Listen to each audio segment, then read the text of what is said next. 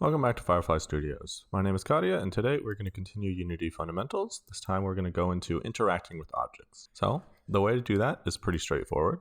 You need to create whatever object you want and make sure it has a collider on it. In this method that we're using, we're going to be using a isTrigger checkbox.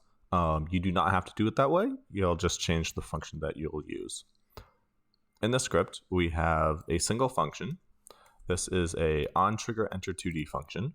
It reads in a collider2D collision, and then you can do stuff with it. This collider2D that it reads in is the collider component of the thing that we collided with. So in our case, it is going to refer to this circle collider that is on our relic right here. Then what you can do is from that point, you can access all sorts of information. So here, we're comparing the tag of that object to pick up. And if it is, we're going to do the code here.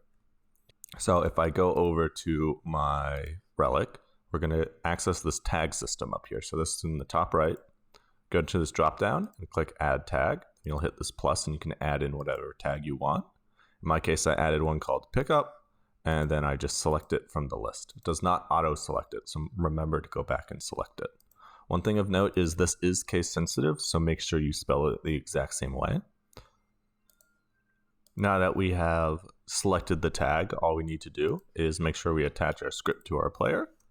So I'm going to add our interaction script, and then we just need to walk over to it, which is our form of interaction, and it will get deleted.